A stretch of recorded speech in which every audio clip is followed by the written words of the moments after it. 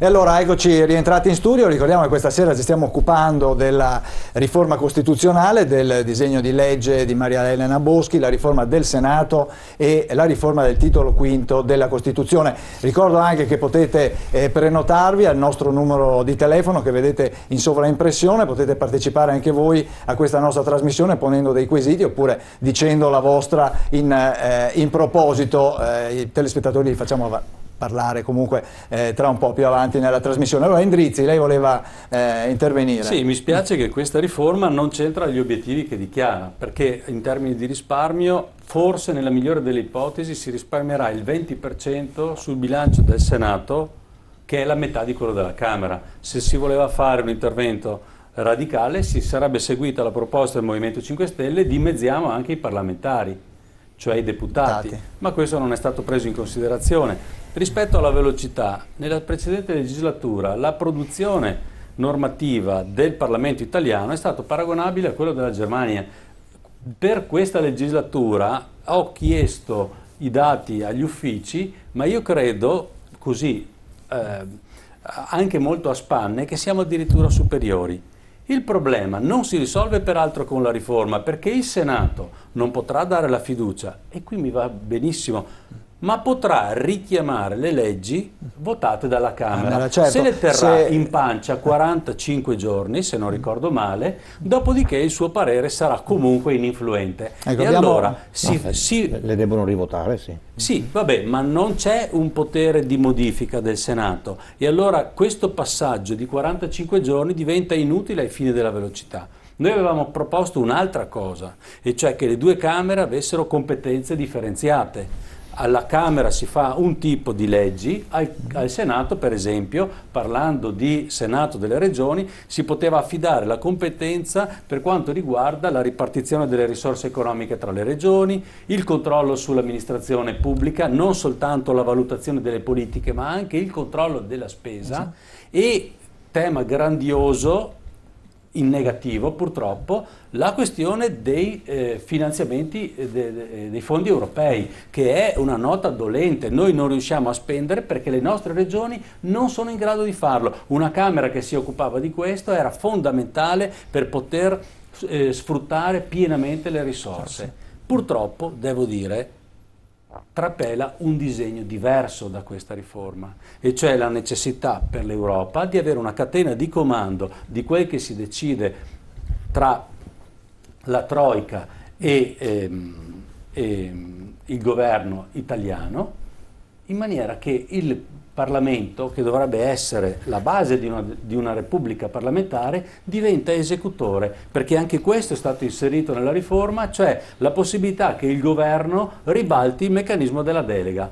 Oggi una legge delega può essere affidata al governo dal Parlamento, che stabilisce i criteri, la devi fare così, così e così. Con questa riforma il governo potrà dire al Parlamento: guarda che questa legge è urgente, me la devi fare alla svelta. Adesso vediamo se ci sono con delle tempistiche precise. Allora vediamo la grafica successiva, appunto riguardo quelle che sono comunque che cosa può fare il Senato sostanzialmente. Vediamo se la regia ce la propone. Allora, eccolo qua. Il voto del Senato sarà obbligatorio in caso di leggi che riguardino le competenze regionali, potrà proporre delle modifiche su leggi approvate dalla Camera. Però c'è anche da dire in proposito che in tutti i casi, se il Senato non agisce entro il termine di 10 o 15 giorni, a seconda delle materie, le leggi entrano in vigore. La Camera potrà ignorare le modifiche approvate dal Senato, riapprovando la legge così com'è oppure accettare chiaramente le modifiche. Vediamo dopo ce ne sono altre cose. Il nuovo Senato non avrà più competenza ad esempio sullo stato di guerra, che dovrà essere deliberato dalla sola Camera dei Deputati. Sulle leggi elettorali di Camera e Senato è previsto che una minoranza dei parlamentari possa chiedere il giudizio preventivo di costituzionalità. Senato che mantiene i poteri sulle nomine di competenza del governo nei casi previsti, mantiene la funzione legislativa sui rapporti tra Stato, Unione Europea e enti territoriali, per le leggi di revisione della Costituzione e le altre leggi costituzionali. Per le leggi sui referendum popolari il Senato può decidere, come si diceva prima, su richiesta, in questo caso di un terzo dei senatori, è quello a cui fa riferimento la nostra grafica, di proporre delle modifiche su una legge approvata dalla Camera. Uno dei punti più discussi di questo disegno di legge è stato proprio le elezioni del nuovo Senato, come vengono eletti. Vediamo la grafica successiva. Eccolo qua, i consiglieri vengono eletti dai consigli regionali, perché poi alla fine, allora, per il governo l'eleggibilità diretta andava esclusa. Per la minoranza del Partito Democratico i cittadini dovevano avere voce in capitolo, e alla fine è stato raggiunto una sorta di testo compromesso, se non vado, cioè, il testo è compromesso scritto I consiglieri sono eletti dai consigli regionali in conformità alle scelte espresse dagli elettori. No, è chiarissimo cosa vuol dire, possiamo dirlo noi visto che l'abbiamo... No, cioè, se lo dobbiamo dire noi vuol dire che non è chiarissimo. Se è un peccato l'abbiamo fatto noi, no? Allora, credo che anche gli ascoltatori a casa possono capire facilmente. Stiamo parlando di consiglieri regionali, d'accordo? Certo. Quindi perché? E di un sindaco per ogni regione, 21 sindaci sulle 21 regioni. Questa è la composizione del Senato. Per capirci, nel Veneto avremo 5 consiglieri regionali e un sindaco. Certo, perché avremo 7 senatori. No, 6. Vabbè, comunque 6 seggi per regione. No, perché nel conto bisogna fare che le piccole regioni hanno comunque diritto a 2, quindi questo abbassa le alte. Vabbè, insomma, dopo 6 o 7 non cambia poco, no? Diciamo 5 o 6 consiglieri, bisogna vedere i conti proprio il quorum. Allora, come vengono eletti? I consiglieri regionali vengono eletti dai cittadini, esattamente come gli altri, come i parlamentari, come i sindaci. Tra l'altro vengono eletti, torniamo al discorso con le preferenze, i consiglieri regionali, chiediamo agli ultimi consiglieri anche del Veneto, c'è gente che è rimasta a casa con 7-8 mila preferenze, tanto per così citare qualche caso che è successo 2 o 3 mesi fa. Quindi non stiamo parlando di gente nominata chissà da chi, no? In ogni caso, per evitare che ci fossero comportamenti, diciamo, siccome poi tra i consiglieri regionali un bel giorno deve riunirsi il Consiglio e scegliere, nel caso del Veneto, i 6 consiglieri da mandare a Roma, cioè diciamo i 6 consiglieri senatori, la legge aiuta, perché cosa dice la Costituzione? Che per scegliere quei 6 bisogna attenersi alle scelte espresse dagli elettori. Cosa vuol dire questo? Che ci sarà la legge, questa cosa è regolata dalla norma transitoria, ci sarà una legge ordinaria, non costituzionale, ordinaria, che si fa dal Parlamento, la norma transitoria fissa anche i termini perentori entro cui farla prima delle prossime elezioni regionali, d'accordo? Che dirà come gli elettori sceglieranno facilmente, viene abbastanza facile.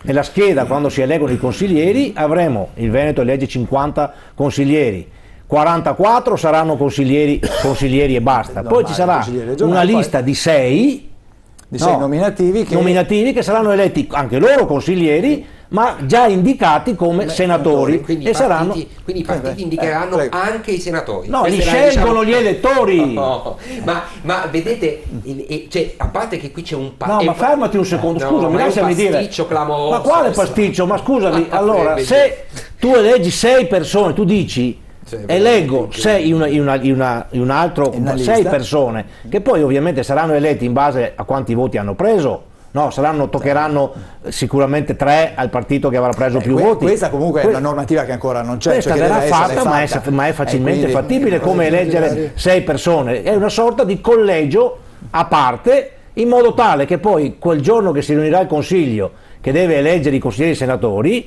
questo vale anche per il discorso dell'immunità, che vale fino a un certo punto il discorso che viene fatto, perché se poi sono già scelti dai cittadini, non è che quelli mettono quello che ha avuto l'incidente di percorso della condanna, è chiaro il ragionamento. Quindi i cittadini, quando eleggeranno il Consiglio regionale, eleggeranno i consiglieri e anche i loro consiglieri senatori, i quali poi andranno a Roma a rappresentare la regione Veneto o le altre regioni.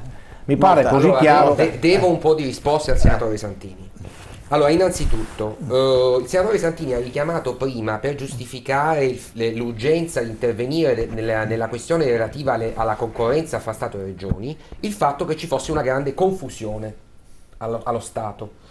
Bene, questa confusione, se il senatore Santini lo ricorda, è dovuta esattamente alle modifiche apportate negli anni passati alla Costituzione, alla riforma costituzionale votata anche lì a stretta maggioranza, una volta dal centro-sinistra e poi dal centrodestra, che aveva modificato il titolo quinto, perché in origine i nostri padri costituenti non avevano assolutamente prodotto questo problema nel rapporto fra competenze regionali e competenze dello Stato. Dunque sono state esattamente le riforme costituzionali proclamate a gran voce a produrre il problema che oggi viene invocato per giustificare una parte di questa riforma costituzionale. Punto primo. Secondo punto, se lei va in giro per il paese... non toglie che il problema c'era. Certo c'era, ma l'hanno provocato esattamente i ragionamenti come quello che lei ha fatto, cioè quello per cui bisognava riformare la Costituzione. E tanto l'hanno riformata i giovani costituenti, che l'hanno riformata provocando dei danni, esattamente come quelli che state provocando voi. La votò anche il suo partito allora? No, il mio partito non esisteva all'epoca. E comunque, insomma, i genitori del suo partito. Là ci sta i miei genitori, ognuno risponde dei suoi atti. Lei in Parlamento e ha votato questo schifo di riforma, ma pensi a quello che ha votato lei e lasci perdere i padri costituenti e anche i miei genitori, se permette.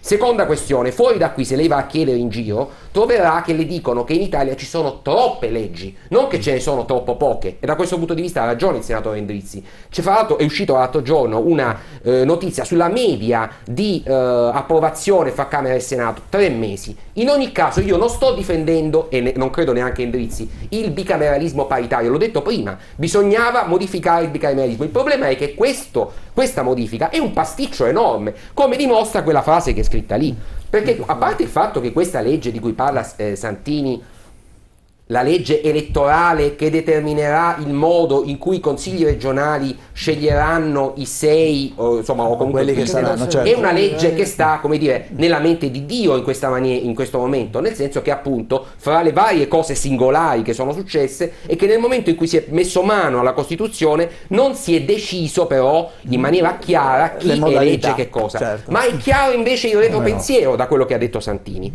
cioè in realtà che cosa succederà? Questi senatori, questi consiglieri senatori, anche lì bisognerebbe parlare del doppio incarico, ma lasciamo perdere, questi consiglieri senatori saranno, tutti gli altri saranno scelti con le preferenze, ma questi invece saranno in un listino, cioè saranno Chi l'ha detto? L'ha appena detto lei. Ma era lei ha ipotizzato. Allora, nell'ipotesi che Santini dice essere naturale, i 6 consiglieri senatori saranno predeterminati.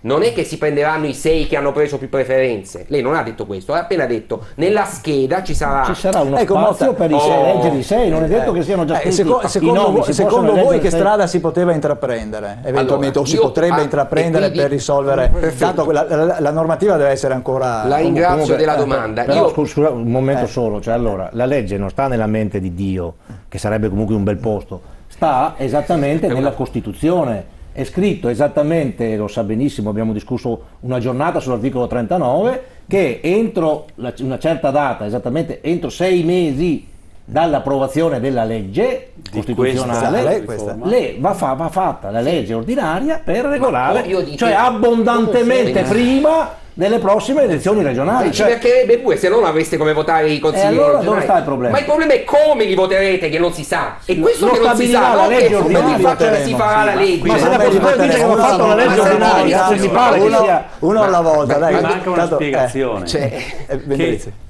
la competenza sulle elezioni a livello regionale è delle regioni. Certo. E quindi una legge nazionale si troverà potenzialmente in contrasto con le scelte fatte a livello regionale. Allora si doveva semplificare il rapporto Stato-Regione, lo abbiamo complicato proprio sul punto cruciale. Quanto alla questione dei listini, allora sono 6 senatori, possiamo augurare al Partito Democratico di vincere le prossime elezioni regionali e che di questi 6 quindi alla fine riuscirà a eleggersene 3, 1 con lista bloccata e 2 con le preferenze. Ma i partiti sotto, se va bene, ne faranno 2, 1 con lista bloccata e 1 con le preferenze, e il terzo partito ne farà 1 con lista bloccata. Giovanni, non confondere la legge elettorale, questa non c'entra niente con la legge elettorale. Io sto parlando sarà una legge solo ad hoc per fare questi qua. Quando ci sarà l'elezione in seno al Consiglio regionale per decidere chi sono i senatori, questo sarà il meccanismo. Questo sarà il meccanismo. E quindi alla fine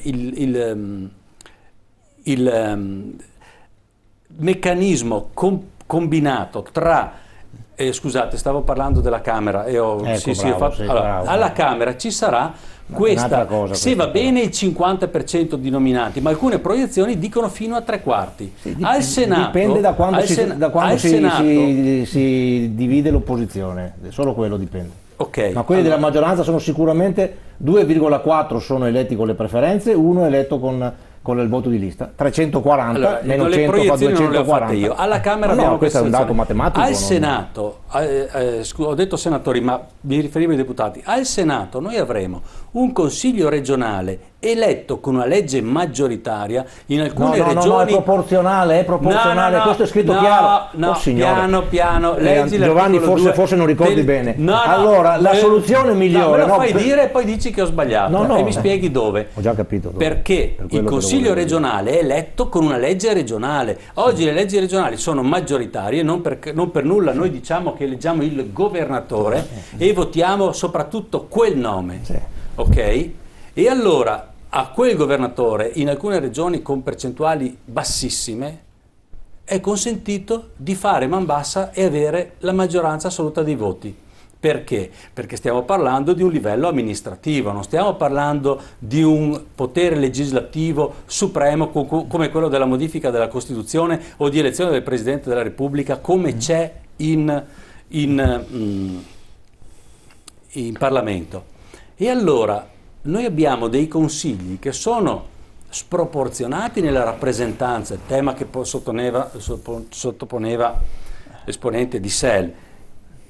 E questi eleggeranno con metodo proporzionale, ma loro sono eletti con metodo maggioritario, quindi questa distorsione rimarrà. In più, col meccanismo dei resti che inevitabilmente c'è, si avrà un ulteriore effetto, anche con un sistema proporzionale, di concentrazione del potere. Noi avremo sostanzialmente tutti nominati e anche perché nell'elezione che non è controllata dai cittadini, intervengono le segreterie di partito a dire al consigliere regionale, scusate vi indico così per esempio ma non mi riferisco a voi, tu voti così e tu voti così. Insomma, questo è il punto. quello che dice lei, contestato nelle città metropolitane, nelle province, si cambia tutto per non cambiare niente, anzi secondo Endrizzi peggioriamo pure. Decidere può un Mantovani lasciarlo a casa, il partito se vuole lo salva e gli dà l'immunità parlamentare. No, non lo può, se non è stato eletto dal popolo no.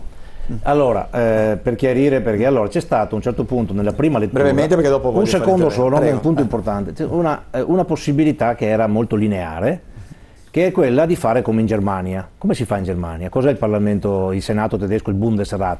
È fatto dai governi delle regioni, cioè il governo della Baviera, il governo cioè loro nominano, i governi dicono a rappresentare, quindi chi ha vinto le elezioni prende tutto, d'accordo?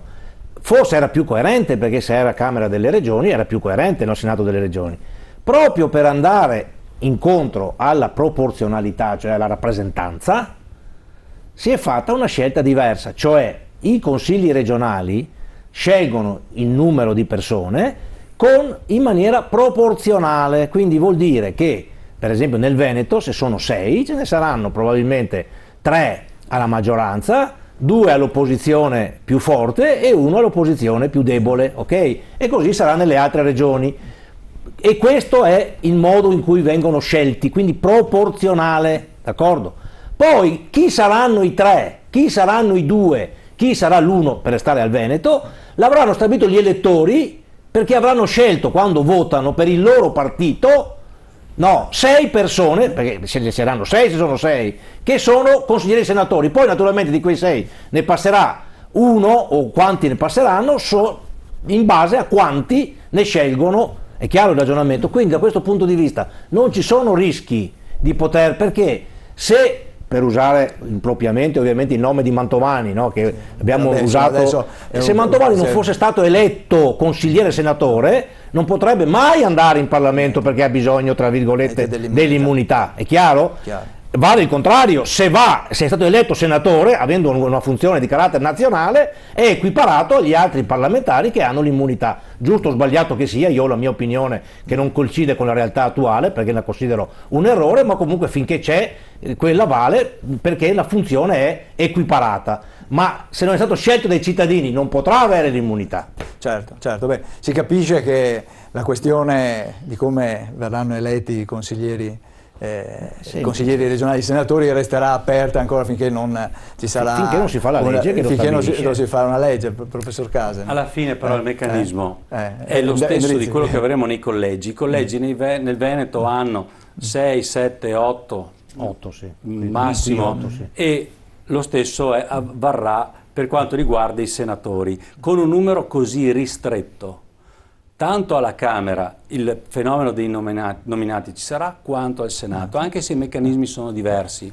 Vabbè, poi torniamo che su Ma non sono analisi che ho fatto io, sono state fatte da giornalisti esperti della materia, da costituzionalisti, da esperti adesso sentiamo anche il professor Marino. Forse il professor Marino ci potrà dire in questo da progetto punto costituzionale volevo capire, c'è contemporaneità nelle elezioni? No, cioè si elegge No, e questo è il regione, problema. Tra l'altro. Io ho letto Mantovani in tempi pensando, diversi. poi scoppia lo scandalo e non dipende più da me se lui verrà eletto, perché ormai io il voto mio l'ho dato e l'ho dato a un partito che poi decide. Spieghiamo ai telespettatori. Qual è il meccanismo di elezione, se è contestuale, certo. Senato, Camera o tempi diversi? L'avevamo appoggiata questa ipotesi, l'avremmo votata, l'avevamo anche Senato detto. va con i tempi delle elezioni regionali. Quindi c'è una difformità, c'è una discrasia. Ci sono delle tempistiche diverse. No, Sì, ma il quindi posto sarà sempre coperto da qualcuno però. No, di quella regione. Il problema è che le elezioni, maggioranze. le elezioni vengono fatte sull'onda di proposte e programmi.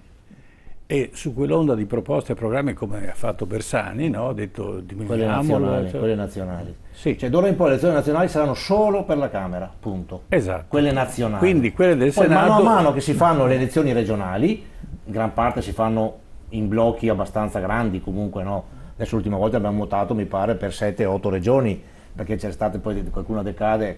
Sarebbe anche interessante, una delle cose che si potrebbero fare, di allineare almeno le elezioni regionali, perché questa cosa si potrebbe fare, però ci vuole una legge che lo vede. Ma allora le leggiamoli direttamente, le allineiamo e scelgono i cittadini. Un attimo, questo è stato deciso. Facciamo finire un attimo, professor Casa. Non c'è un Io mi motivo pongo per dalla espropriare parte il del voto. cittadino. Quando ci saranno le elezioni regionali, come riuscirò a capire se eleggo chi e se andrà al Senato e quale funzione di rappresentanza avrà questa persona per cui io do il mio voto oppure non lo do? Cioè, non riesco a capire, veramente è una mia deficienza. Ma sicuramente questa... Ha perfettamente ragione il professor Casen in questo caso, perché il fatto che non ci sia contemporaneità è, diciamo, sul modello tedesco. In Germania esiste il Bundesrat, cioè la Camera, diciamo così, che poi in realtà non è una seconda Camera a rigore, insomma, chiamiamola pure così per comodità, che viene a cui diciamo, ogni volta che c'è un'elezione regionale vengono sostituiti i componenti relativi al land che vota in quell'occasione. Così avverrà in Italia. Ma diciamo questo naturalmente produce l'effetto che lei sta dicendo, cioè ci sarà un momento in cui in qualche maniera i comizi vengono convocati, ci sarà una campagna nazionale con un po' di attenzione sulle scelte politiche. Poi invece spezzettato nel corso della legislatura ci saranno una serie di altri appuntamenti che potrebbero modificare anche le maggioranze del Senato, perché oggi vota una regione, poi domani vota un'altra regione, e piano piano può prodursi, e questo è uno delle, diciamo, ma non è un effetto significativo di frammentazione. Di frammentazione.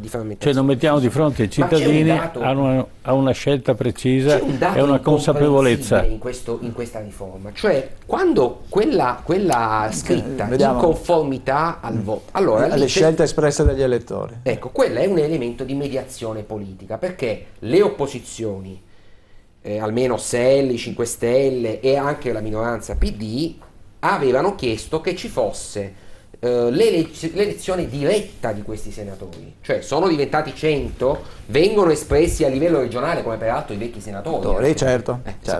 E per quale ragione non devono essere votati contestualmente dai cittadini? il no della maggioranza a questa proposta rimane inspiegabile. Se fosse vero quello che sta dicendo Santini, cioè che alla fin fine sono i cittadini che devono scegliere indicare quali sono i consiglieri regionali che vanno a fare i senatori, non si capisce proprio la ragione di questo pasticcio, perché se sono i cittadini che li devono scegliere, perché non scelgono direttamente i senatori? C'è un unico motivo, che queste persone che saranno elette non devono fare, nella logica della nuova riforma, solo i senatori, ma devono fare sia i consiglieri regionali, devono essere consiglieri, esatto. Devono essere consiglieri, naturalmente senza il doppio stipendio, non lo sto dicendo per certo, dopo sentiremo la voce di chi la sta vivendo sulla propria pelle, il doppio incarico con l'unico stipendio. Questo fa parte, infatti, giusto ricorrere alle province, perché questo fa parte di quel processo di cui parlavo all'inizio,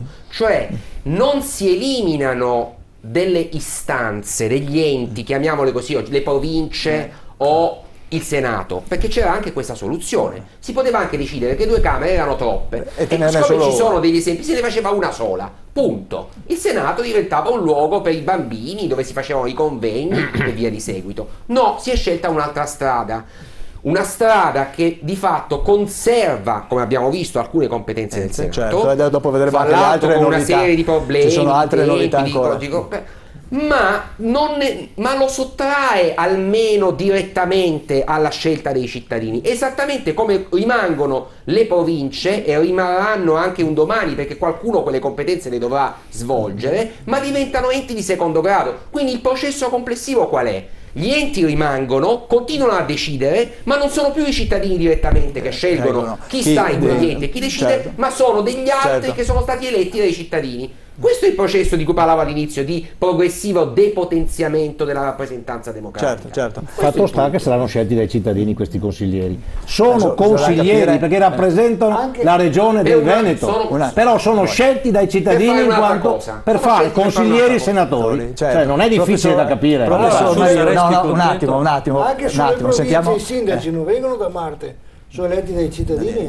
Sentiamo anche il professor Marino, visto che abbiamo il costituzionalista che magari può darci un po' dei cittadini. Li eleggeranno i consiglieri regionali. Capisci l'assurdità? I 21 sindaci saranno scelti dai consiglieri regionali votati alle regionali e non dai cittadini quando li hanno indicati, cioè non è comunali. Possibile esprimere una preferenza. Ci sono 1000 sindaci. Chi ha detto che non è possibile? Vengono eletti tutti con le preferenze. È possibile esprimere una preferenza tutti con le preferenze vengono come eletti. senatore. Professor Marino, scusate, un attimo, perché prego. La legge come sarà ancora non lo sappiamo, però evidentemente la maggioranza, quindi lo chiediamo al senatore, come io, se non ho capito male, vi sarà una legge che stabilisce che nelle elezioni regionali vi sarà un unico sistema in tutte le regioni stabilito con legge nazionale. Bisogna renderlo compatibile con le leggi regionali, che deve essere accettato dalle regioni. E quindi sarà un sistema diverso, lo faranno. Ma quindi ci sarà anche c'è una conformità da mantenere.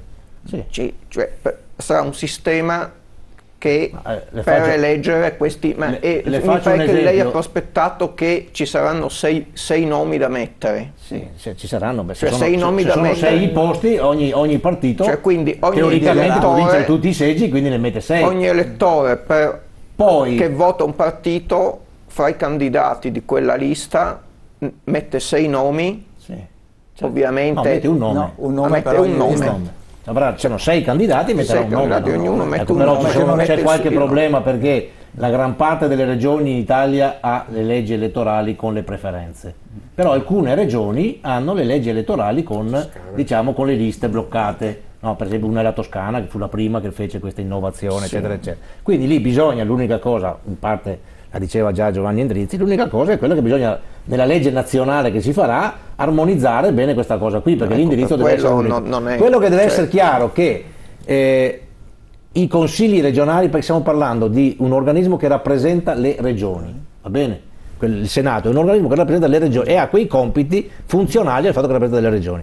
E quindi elegge lui le persone che vanno, ma nell'eleggere le persone che vanno, che devono essere consiglieri, dice adesso la Costituzione, dopo quella frase lì, deve prendere consiglieri / senatori che sono stati indicati dagli elettori. Cioè, non è come difficile, facciamo a certo. spiegarlo alle persone quando vanno a votare una cosa di questo genere? l'obiettivo è che non abbiamo vadano a votare le persone, non che abbiamo vadano. trasformato la Costituzione in un testo esoterico. Esoterico, insomma, non è ma semplicissimo, perché si ma cerca di- dobbiamo andare in pubblicità. adesso avevano, scusa, adesso nella scheda avevano, no, nella scheda elettorale avevano una per la Camera e una per il Senato, no, quando andavano a votare, quindi dovevano dare comunque votavano due dovevano esprimere due schede materialmente. Può darsi che la Costituzione, che le leggi regionali dicano anche che si elegge su una scheda, uno scrive la preferenza per il Consiglio regionale semplice, scrive la preferenza, prima di andare a votare fuori avrà la lista dei candidati, il collegio di Padova per le regionali sono 9 candidati, mediamente il mio partito ne elegge 2 o 3, stavolta ne eletti 2, quindi vengono eletti quelli che hanno più nomi, quelli che hanno più preferenze diventano senatori. Se sarà così la legge, possibili se sarà così la legge, così sarà come deve essere. Poi Dobbiamo andare in grado di farla più sarà una semplice. legge fatta col bicameralismo perfetto e la vedremo chissà quando. Dobbiamo andare in pubblicità. Quando rientriamo sentiremo la voce di Fabio Bui che sta vivendo questa esperienza del doppio incarico con un unico stipendio. Dopo la pubblicità ritorniamo subito. TV7 Match.